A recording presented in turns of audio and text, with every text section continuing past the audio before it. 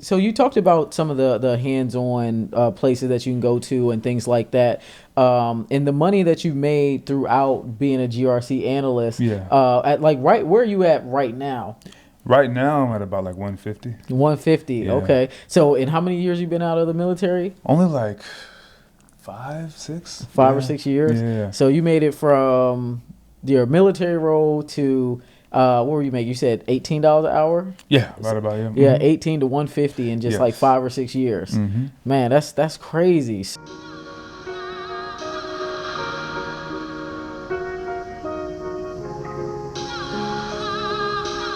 Welcome back to another episode of Day in My Tech Life. My name is Simone B, also known as Bees, and today we have a very special guest. I feel like I say this every time, but he really is special because, for one, he is a commissioner, and he's not even 30 yet. But yeah, this is going to be a great episode. This is Gabriel Nwajiaku. He is a senior cybersecurity analyst, and he's also a commissioner for the city of Austin. So welcome on to the show. Thank you. Thank you. Yeah, thank you for coming out. So if you could tell me, like, what's your background? Like, how did you become a commissioner before the age of 30, and what made you want to get into tech? Yeah, so my background is mainly military. That's kind of like the gap that I bridged to get here. But where are you from? Where are you from? I'm originally from South Carolina. Uh-huh. Yeah. And I'm born to Nigerian parents, first generation immigrant. Uh-huh. And it was funny because I didn't even start my career thinking that I would be in tech. I actually thought I would be an engineer. Oh, really? What ended up happening is that like a friend of mine in the military, Jay, he's the one who told me to do tech because originally I was going to do civil engineering or electrical engineering. You talking about Jay, the Jay that I know? Yeah. Oh, okay. Yeah. If y'all don't know who it is his name is, he just changed his app. His name is like Cybersec Jay. Yeah, that was Cybersec Jay. It used to be Big Dog Jay. Exactly. Yeah. And so he's a really cool guy. He's the one who basically like told me like, bro, you got to change. And so I was like, but bro, I'm doing engineering, da. He's like, but look at tech. Like, you got the background already for this. So he's a big catalyst for why I jumped into this space. And I think the fact that me and him come from a very chip on our shoulder background, because we're kind of unicorns where we're at. We're in an environment where not too many people do what we do. And especially not too many people that look like us do what we do. He's from South Carolina too? Yeah. Okay. Yeah. And so like it was mainly me and him motivating each other each way. And so I think that competition kind of built me into like actually like being something of significance in this space. Yeah, okay. So what made you want to like get into the military, and you wanted to be an engineer in the military? Yeah. Okay. So going back to Jay, me and Jay were in college and like we weren't, his story is different from mine, but I played around because like I grew up very sheltered. And so I had like the highest SAT score for my high school at that time. And so I basically got like, you know, a really smooth sailing way to University of South Carolina. And my first semester there, I had a lot of first experiences. And it all culminated in me just crashing out and not focusing on school. So, so because of that, I was on academic probation and I came back. I did better the second semester. But by that time, Jay was already like, I'm going to join the military because I feel like, one, college is too expensive and I could basically do something to build my future from there better.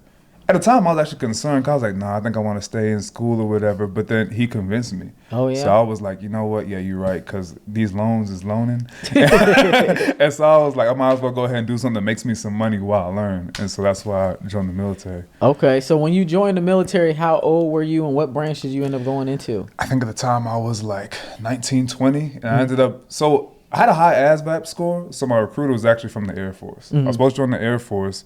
My dad got impatient and forced me to join the Army. That's how it always goes. Yeah. So I ended up joining the Army, I think that November, and I just stayed there. Okay. Yeah. So when you got into the Army, what did you do though? When I got into the Army, I went in as an 18 X-ray thinking that like, you know, I was gonna do special forces and all this, and they're like, nah, kid. And so like I tried a little like candidate type of thing. Hurt my shoulder. Ended up being a 94 Fox, which was attached to signals at the time. Okay. And so I basically ended up learning a lot of signal skills, and that's when they kind of forced us to learn like A+ in 2 days, and like I got introduced to CompT and a lot of IT principles.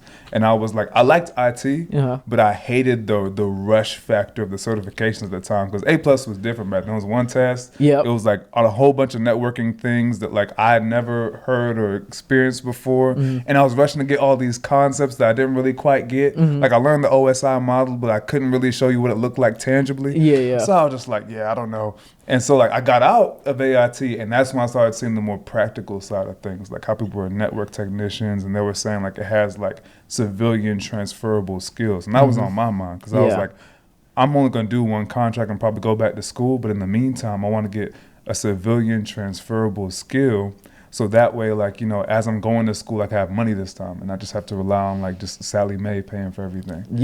So you were just focused on like, okay, I'm gonna get in, get my skills, get whatever I can get out of the military, and then get out as soon as possible. And it's funny because you see a lot of people who they just really don't know that there are some things that the military do train you all on that are extremely valuable. So they will stay in the military for a very long time, and then by the time they get out, they're like, I didn't know I could have been making 6 figures doing this for like a government contractor company. Like I had no idea. So it's funny that you already had that like set in your mind that I'm going to be in and out. So how many years were you in the military for? I was only in the military for about like 3.5 years. Oh wow, you didn't do 4 years. No. I got out. I got out immediately. And when I did, it was funny because I was considering going back to like conventional school, and then Jay stopped me. He was like, "No, do some certifications, man. You already got like an associate's worth of school. Do some certifications." And then like he told me about a very valuable school online, Western Governors University,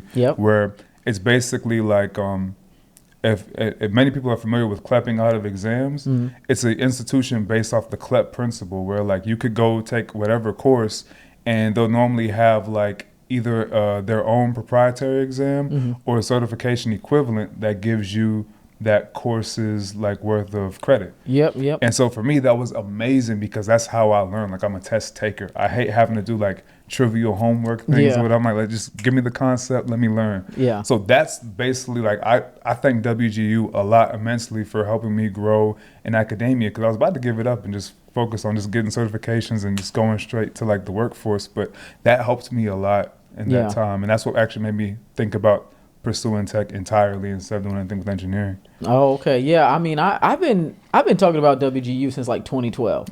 But like a lot of people, I don't know, somehow along the years they have missed that. But I've been talking about WGU for a long time, back when people actually thought it was a scam. Like they thought that there was no way that you could go 100% online, do a bunch of tech certifications, and get a degree at the same time. But it really does work that way. Absolutely. So it's extremely valuable, and I love to see that, you know, you went to WGU, got your degree, and then from there I'm sure you end up getting like job offers and things like that, right? Yeah, and what's crazy, I even got job offers before WGU, because so Jay was telling me about your content beforehand. And so really? I think at the time you were more focused on investing, but I had peeled back through your Twitter to see what you had been saying about certifications in the process, and I was like, this is very valuable information. So I remember you had said something about focusing on like one specific skill instead of like a generality of skills. Get your active experience, and then let your experience guide the rest of your certification journey instead of just getting a bunch of different certs. I've been saying the same thing for like legit like at least 10 years now. But people just started paying attention. Like it's really funny. But yeah, I mean, I feel like with like sometimes I go through my phases with like tweets. Like sometimes I'll talk about tech a lot, sometimes I'll talk about investing and saving a lot. But I always feel like, I mean, whatever I'm saying, I've said it already plenty of times. So I like to see that you went back and went and looked at my old tweets and actually really applied it. So you were getting offers before you even went to school. Before I even went to school. And that was my motivation for finishing school, because I realized that like I could probably leverage that at some companies, especially for like the government contracts. They're big on like certifications and degrees. But in the private sector, they were really happy with the less conventional knowledge, because around the time I was trying to like, you know, follow and digest your financial starter kit information. I was more focused on the money than I was on learning the concept. So I at that time was like, I think I was doing IT help desk, but I had watched a video you said about investing, and I was like, what if I could do 2 help desk jobs? Yeah. And so I was like, So then I started looking for remote help desk. I wasn't finding anybody. I found systems administrator. Yep. And then so I started trying to do that, and then also work on the side doing DoorDash and other things to try and like invest more. Yeah. And it was through that I realized, oh, you know what? I think if I go ahead and learn a little bit more about networking, I can basically aggregate what I'm making from these 2 different side venues together. Yeah. And so that kind of helped motivate me to tech more. 'Cause I was like, okay, now I have a whole structure. Like, I'm going to follow what you said about the certifications to kind of guideline and streamline what I'm doing. Yeah. And I use this website called, I think it's called Cybersecurity. And on there it has career pathways for like what you want to do. Because at that time, everything was new to me. So everything sounded appealing, but I had to like really like get a strong, like, you know, because you can't, cybersecurity is just too big and too broad to say you're going to tackle the whole thing. So I was like, what's my niche? So I looked at it and I was like, I want to be in incident response at the time. So that's when I was like looking at the OSCP, CISSP, and all these things. But then at that time, I think one thing that you had said was like, you were kind of stressing that a lot of people glaze over fundamentals. Yeah. So I was like, you know, I've never really, going back to AIT, I never did go into networking that much. Because there was never an active networking role at my tier. But I was like, okay, I'm gonna try and learn a little bit. And so Jay put me on this site called a Cisco Packet Tracer. Okay. And so I did that, watched a Udemy course and watched some YouTube videos. And so I picked up, you know, a side job doing some networking. That's when I learned about GDPR and PCI DSS and all these GRC principles. And I just started becoming a juggernaut of skills. I was like, I don't care about certifications. Let me get the skills. And I think that helped me the most, is learning the skills. Like I would even buy the training information for certifications, not take the certification, just do the labs. Yeah, and I tell people that all the time, right? Like, of course, when it comes to GovTech, to first get your foot in the door, you're going to need some certs, like because of the DoD 8570, right? But like once you get those foundational certs, like Security Plus or whatever it is you're trying to get, you don't have to get a certification to prove that you have specific technical knowledge. And I think a lot of people, they just can't grasp that in their mind. But like you can, let's say, for example, like you said, right? You could go out there and if you wanted to, it'd be probably pretty hard. But if somebody wanted to go out there and get a CCNA book and study the entire thing and not take the CCNA, you would be able to show by the end of that, with learning the knowledge and doing the labs and all the practice, that you know Cisco networking, but you just didn't get the certification, but you could show it by application and when you're in your interviews and things like that, right? Projects you worked on, labs you've done at home. So those are some things that you can do. But I want to go back a little bit and talk about the first job that you got out of the military, right? Once you got out the military, what job did you get and how much were you making? It was a government contractor by the name of J&J. And I think on paper, I was only really getting like 18 to 20 bucks an hour, like IT help desk. Yeah, it wasn't that dramatic. Help desk, yep. But I was very grateful because it got my foot in the door. And so I would take advantage of like working overtime. So I was doing that. And so I was making my average salary look like more like 25 or so.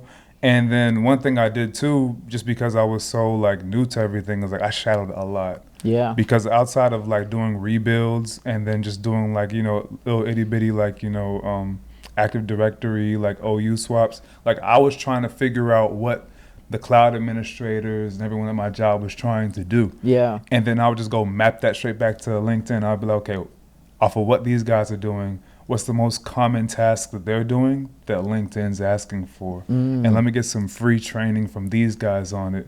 Because, you know, I'm already in the door, so they're not really worried about me taking their job or anything. Right. So they normally like gave me a lot more insight.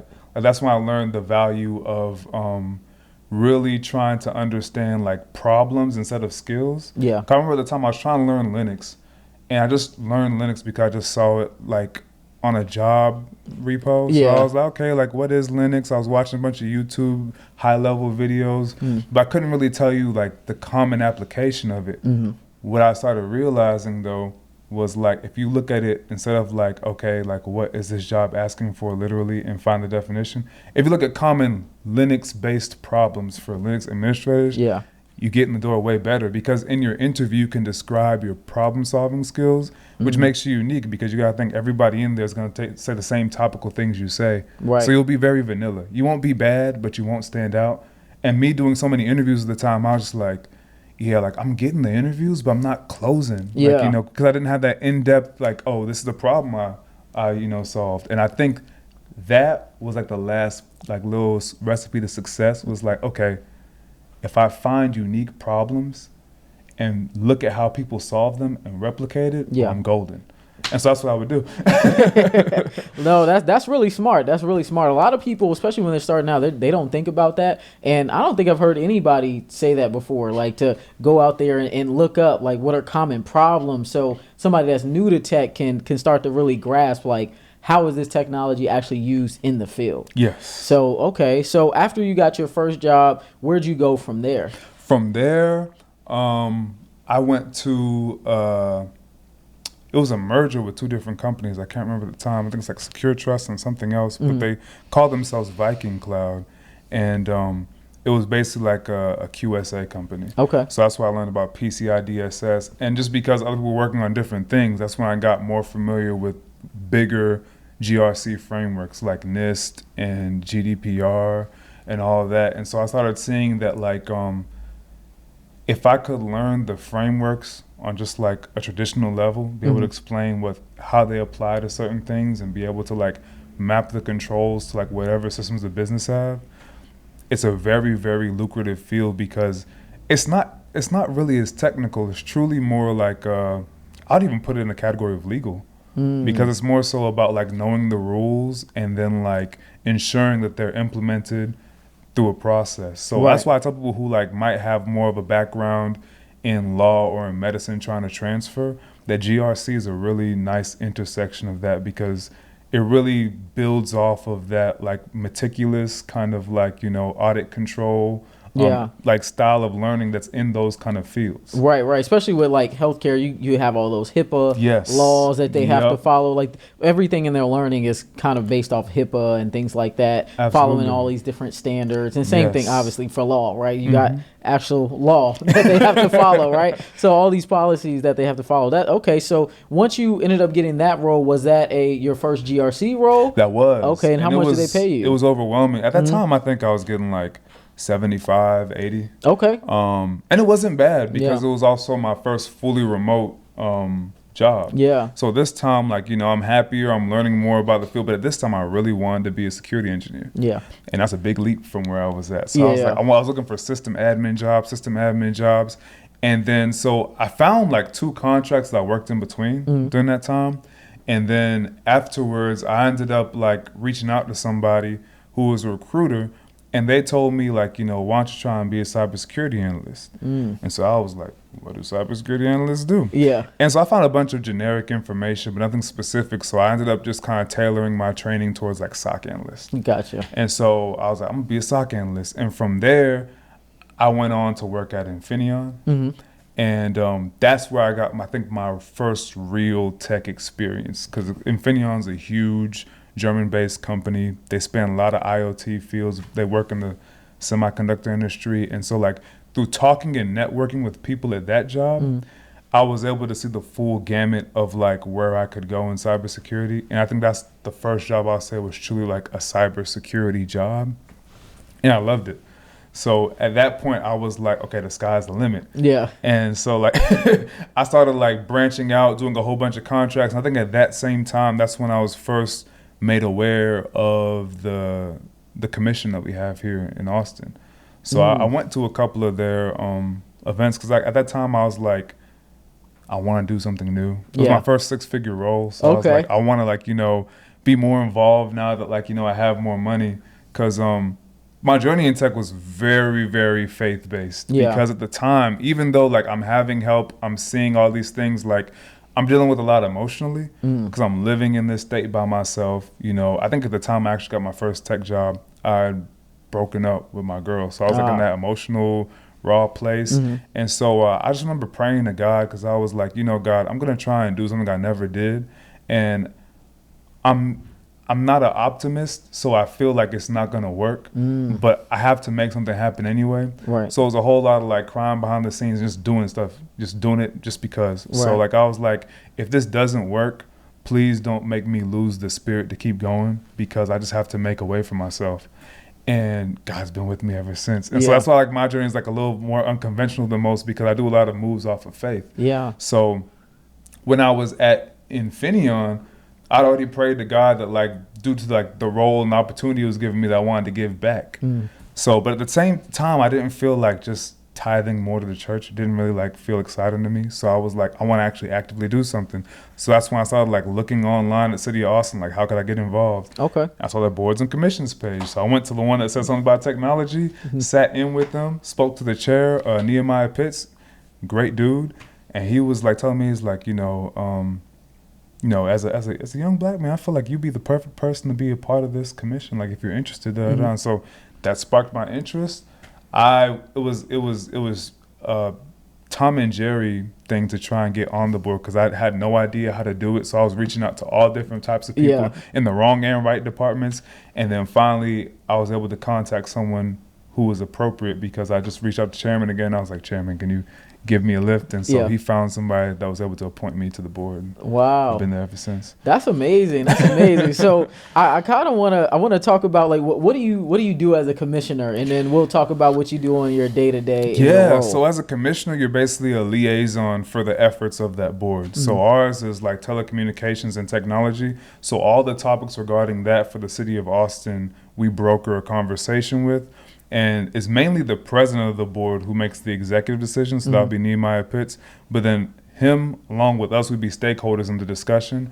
And we would basically like host events for the betterment of the community. So when we have like a digital equity inclusion summit that we just concluded, that was like basically about trying to find ways to provide more resources for the city of Austin. And then we had GTOPS, which is something that is relatively novel. I think it's been out for like past 2-3 years, but it's a grant for technology funding for a lot of programs that could like improve their digital efficacy with just a little bit of like a fiscal boost. And so that's what we do there. And we try to make decisions on who gets what grant to what petition. And then like we also try and make sure that we invite voices that are local to have more of a substantive talk about what we can do to improve Austin. So Google Fiber was involved about expansion, and many other companies and factions, even like people who aren't directly tech related. Like there's music entities and entertainment entities that would like to have a technology faction that come to us to express their ideas. Okay. So that's really important stuff. And like how do you feel being in a role that's that important and you aren't even 30 yet? Like how are the other people receptive to you? Because I'm sure you're the youngest person there. Yeah, imposter syndrome is a big part of it, especially since I'm outside of the world of politics. Like, so for me, it was much more like learning in the beginning, and that's why I was so glad that like the president was able to take me under his wing, because a lot of what he did, I was able to learn like the merit of. And I also learned the value of really networking, because like I understood networking at a very shallow level. Because like while I was a pretty malleable character in terms of like interacting and making people aware of what I did, I didn't understand networking has a different tier to where like you have to actively have an objective. And you have to be very specific to be an effective networker. You can't just network generically, because you might end up having confusing objectives. So I realized that like there's some functions that serve a greater purpose than I thought. And there's some areas where you can be surprised at how much a connection could push you. Definitely. So what type of tips would you give people who want to network? Like, or become better at networking? Because a lot of people in tech, they're not that good at networking and like talking to people like that. I think networking is most effective when you have a specific objective. I think if you just mingle just to mingle, you could stumble on something great, but you won't know why. I feel like if you want to know why and you want to be specific and you want to expedite the process, you have to have a specific goal. And then you will be able to see how everything else kind of falls into that. Okay, cool. That's dope. I agree with that. You can't just be out here like just reaching out to everybody Yeah. and hoping something sticks, right? Yes. So I also think that when it comes to networking too, you should actually focus on building real relationships, not just like things that I don't know, you talk to somebody whenever you need something. Like build a real relationship, actually get to know them, give them value, then you get back some value from them. So I want to talk about what you do on your day to day as a GRC analyst, because you're now a senior cybersecurity analyst. So what do you do on your day to day? A lot of it has to deal with like privacy concerns, like GDPR, and then a lot of it has to do with like translating the frameworks of NIST. So NIST just had a new cybersecurity framework 2.0 they just released. That's a part of it. And another one's like making conventional controls digestible to stakeholders. Gotcha. A lot of times in the procurement process, you have people who sign off on things they don't understand or who dismiss important federal processes because of a lack of understanding. So if you're speaking to someone who's in the research department, they don't understand heads or tails of NIST, but they're signing off on that, that's a big problem. Yeah. So a lot of the thing is like being like a lawyer and taking all the large lexicon and making it very like appropriate for the layman. So it's like, yeah, you don't know heads or tails of what all this like technology mumbo jumbo is saying, but you have to basically make sure this is here and that this lines with this, and if not, do this. So a lot of it's just trying to make it to where like the terms and conditions that people feel is being like, you know, pushed in front of them actually makes sense. Gotcha. Because it's a shared responsibility model that people aren't aware they have responsibility of. Got you. So, so what's like a typical day like for you when you come Typical in, day? like from like 9 to 5 on Yeah. a typical day? Like what type of things are you doing? Typical day, security assessment. So you have somebody from procurement like, I want to work with Dante AI. You look at what Dante AI is, you look at their security concerns, and then you give them a bunch of forms concerning whatever they deal with. So if it's PCI DSS, a form they have to fill out saying how they comply with that. If it's HIPAA, if it's GDPR, then after doing that, you have a meeting with them. Then, and this is all like if everything goes smoothly. This is normally like a week-long process, but you initiate this process, and then they give you feedback. A lot of vendors will have like most of the bigger overarching frameworks like NIST or GDPR, but maybe not ones like they have for institutions of higher learning like HECVAT, which is a similar kind of like a, what would I call it? Like text ramp style of approaching the same concepts. And so we would basically get all those documentations back, and then the people who want to use the software, the device, or whatever, will be like, okay, what's the status? We have to then inform them on what the security environment is for the vendor they want to use. So are they cool assuming that risk? And then tell the security vendor the terms in which that will accept. So we draft the contract saying, like, okay, based on this, this is what we'll do, this is what we won't do. If you guys take in payment information but aren't compliant with PCI DSS, that's a risk we're not willing to take. Is there any mitigating factors that we could, include to be able to do business with you without including payment information? Gotcha. And so it'll be that kind of like, day to day. Yeah. Okay. So what type of skills does somebody need to learn if they want to become like a GRC analyst? Yeah. There was a gentleman on LinkedIn that I think does a really good job of making it like very like platformish. Because like I was trying to look at that too when I was going through different YouTube playlists. But his name is Gerald Ozier. Okay. And he does a really good job of breaking down like major GRC concepts into like basic foundational things. Because what I tell people is like focus on one framework, look at the controls, and when you look at it, it's going to be overwhelming. It's going to be a lot, like pages and pages. But don't look at it as like, oh, I have to memorize all this. Yeah. Look at the business you want to work in, and think of yourself as like, okay, basically everything this business uses has to comply with this at some level. And then just see if you could find an example or two as to how their template is. Some businesses are more lenient than others, mainly private sector is way more lenient than Gov. But if you could see just one example of like a security assessment for a certain product you think they use, just see if you can make sense of how they assessed it. If you can do that, you're good. but don't overwhelm yourself thinking I got to memorize this. Like nobody memorizes this. You know? Right. Yeah, definitely. So with knowing the different controls or knowing how to apply those controls, for people who don't understand what a control is, can you just like explain what controls are, and then maybe give just like one example? Yeah. So a control is basically like a security rule or by rule of like a bigger set of security rules. So an example would be like, okay, make sure they use AES 250 encryption on the cryptography section of a bigger framework. So what you would do is you would say, okay, does the thing that is being used is even use cryptography? If not, it might not be applicable. We can just, exempt this section. Or we could say, yeah, but it doesn't use AES 250, Then depending on how significant it is to business continuity, you can redact that part and get rid of it. Or you can keep it and speak to the CIO or CTO and be like, what do we want to do if this is a risk? Are we going to accept this risk? And so it's basically about like looking at the small byline rule, that's the control. And then some companies that I've worked with, they have systems like that already have this baked in. Like I think, what's it called?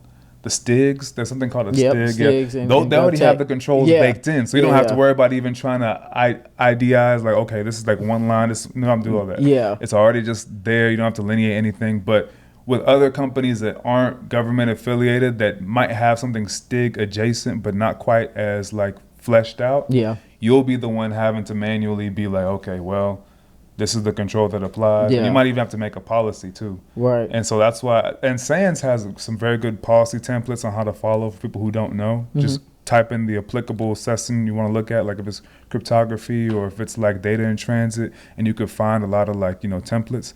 But for me, I just tell people like a control, simple byline, and your job is to see if it applies and when it applies, and if so, what that means.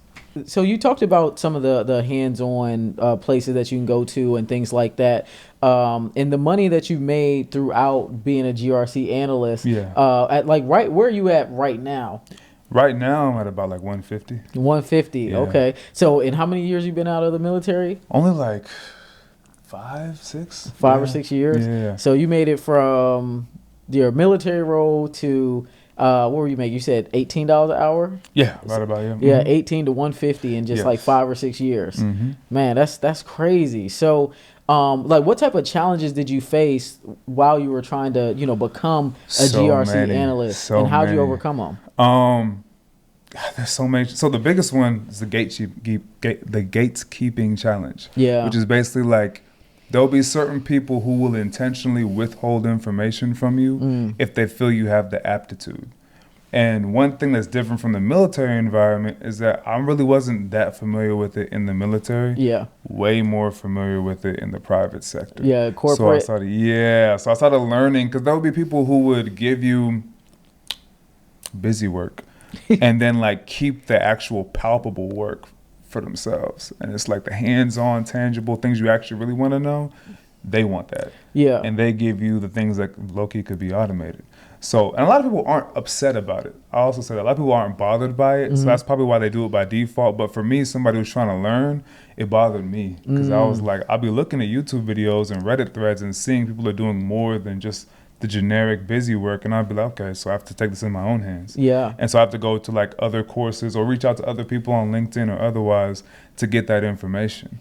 So gatekeeping was a big one, and the second one was like bridging the gap between what you're aware of and what you need.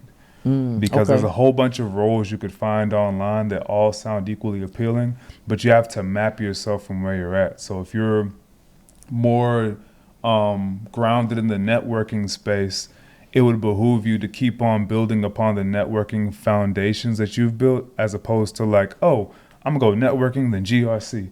I'm gonna go GRC, then incident response. It's better to stay in one field and like really specialize that field and saturate that field than to transfer, because on jobs, I like to see that continuity, that building on experience. Yeah, so I want to talk about how you said people withhold information in corporate.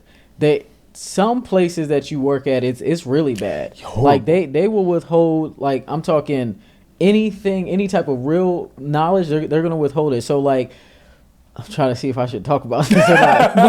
But yeah, I mean, so all right. So I worked at a startup, right? And at that startup, all of the real important information and things that, like, you know, everybody really should know and things should be documented. Just like you said, you didn't really see that in the military. And it's the same thing at like government contractor companies and federal government. Things have to be documented. So since I was in like this startup environment, they didn't have any like documentation rules or anything like that. So you're coming in and you're trying to get information and like they're like, oh, only this person knows how to do this. Yes. Only this person knows how to do that. I'm like, why are they the only ones who know how to do it? And then I'm asking, like, is this documented anywhere? How do you do these specific things? So just like you said, like a lot of people, they'll come in and they're like, well, I'm not doing anything and that's fine because I'm still getting paid. But people should definitely spend that time doing the research, digging, and getting the information that you want. Absolutely. Or else they're going to keep you in that same place. Or when it's time for people to get laid off, they're going to be like, hey, well, I'm the only one that knows how to do this. Nobody else knows how to do it. So you got to keep me around. Yes. So yes. I forgot what my dad calls it, but I forgot what he calls it, but he calls it something like, I can't remember, but it's basically like, it literally is gatekeeping information. That's pretty much what it is. Yeah. Man, so with all of the things that you've done so far, right? What do you think helped you the most? I'll say my faith. Because my mom coming over here was a Catholic, and so she raised us Catholic, and so like there was a bunch of uncomfortable and unfamiliar situations that like she was in, that she said her faith helped her with. And as a kid, I didn't really understand. But as I got older, I realized that like there's never going to be a time where you like no longer feel uncomfortable.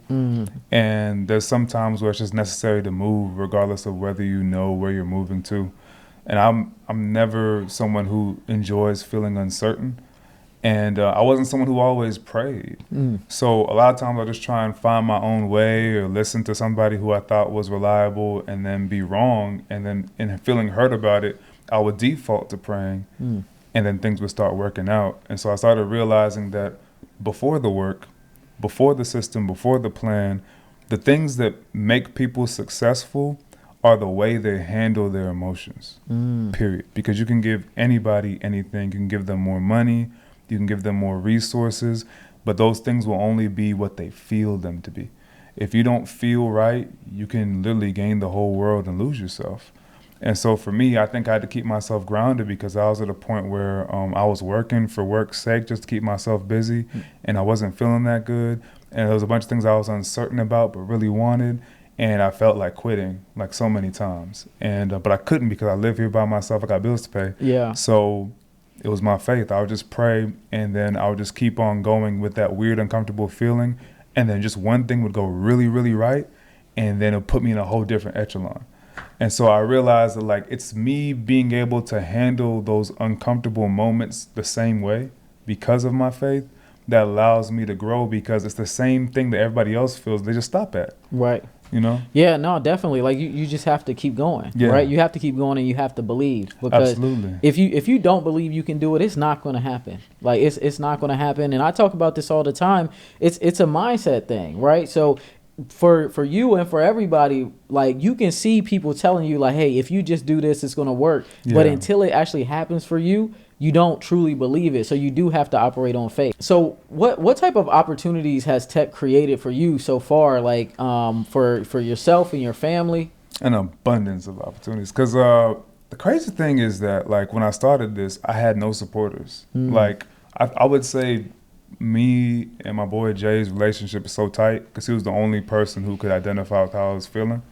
Outside of him, I had zero supporters. My mom and dad didn't understand it. My sister and brother were doing different things, and my friends really didn't understand it. So everybody was scared, and everybody put that scared energy on me. Yeah. They're like, are you sure engineering's more tech could beat this? I heard tech layoffs. So I'm going in this with a sea of like doubt behind me. Yeah. And I feel like the biggest opportunity it gave me was like when I started actually getting more money and getting more financially stable, I was able to do things that were unprecedented to other people. So I was able, when I got my house, to really take care of a lot of things for a lot of people. And like, you know, I was able to like, I'm doing something right now to benefit my mom. And I think she really appreciates that. And I have something, you know, from my sister too that I'm kind of cooking up right now. Yeah. And I really love the ability to do that in that scale, because I never thought I'd be the one that would have the capacity to support anybody else. So for me, being someone who my mom and dad heavily sponsored, for me to actually have the viability to reciprocate is fire to me, because I always felt this would happen at a later time, like in my late 40s or whatever. And there's some people who actually like consider me a mentor, which is crazy, because like I never thought I'd be a mentor so young when I'm still figuring stuff out. But there's a lot of people who are inspired by what I did because my background was so unconventional. Like they know me. Like they know I've been in jail before. They know I've been shot out before. They know like I got kicked out of USC for like poor academic performance. They know all of these things, and so they see the night and day realistically, you know. And I'm not one to be on social media like I was until like about 2 years ago. And so they saw me get off and really get on my grind. And so it makes it really, really, really inspirational for them, because I'm not a flexer. I don't sell anything. If I genuinely help you, it's because I want to, because I know how scared I was when I was doing it. Yeah, man, that's amazing. Like I think that like that's the main reason why I started this entire like show, is because people don't realize like everybody has different backgrounds. All of us have been through a lot, and for whatever reason, people think that like, oh, you're successful in tech now, you've had money forever. Like you've always been living like this. But no, like it literally can change your life. But you do have to put in the work. You got to put in the grind and the effort, and you know, keep going. So before we wrap this up, I always ask one question at the end. What's one piece of advice that you can give to people who want to be in your position? I'll say the one piece of advice I would give to people that want to be in my position is to understand your spirit, to know what you were put here by God for. I know it sounds super preachy. I used to hear these things and roll my eyes, but the best way I could say it to every audience is that there's a point in time where you feel horrible. And people are always like, you know, I can't believe in God, I can't see him, or da-da-da. You can't really see, touch, smell, or feel your feelings either, but they're there. And I tell people, use your feelings as a guide to where you're supposed to be. I'm not saying be impulsive and be all over the place, but there's certain times where you're more bothered by something than other people would be. And I take that as an indicator in my life that like it's a sign for me to move somewhere, to do something, to start my ministry. And I feel like it might be the same for everybody else. So my sign is to like shut out all the noise. That's the first part, because you'll get confused. Shut out all the noise, be by yourself, feel that emotion you're afraid to feel, and then sit on it and really understand why you feel it. Because once you understand why you feel it, that's when the success begins. Okay. I like that. All right. Well, thank you so much for coming out, Gabe. This was a great episode. Where can people find you at? Like, where, if you're on social media or LinkedIn, like where can people find you at? LinkedIn, Gabriel Nwajiaku. I'm pretty sure I'll put a link in the chat because it's like, you know, last name's long. But and I just started TikTok. It's Goldmine Gabe or Get Ahead Gabe, whichever which one. And I'll put that in the bio too. But yeah. Okay, cool. And then what about like? Well, I guess because you're a commissioner, they can easily find your information on the website. If you can look up the city of Austin, Gabriel Nwajiaku. I'll be on there. Okay. Thank you so much. This was a great episode. So yeah, that wraps up this episode of Day in My Tech Life. My name is Simone B, also known as Bees. Make sure you like, comment, and subscribe. And don't forget to hit the notification bell. We'll see you on the next one.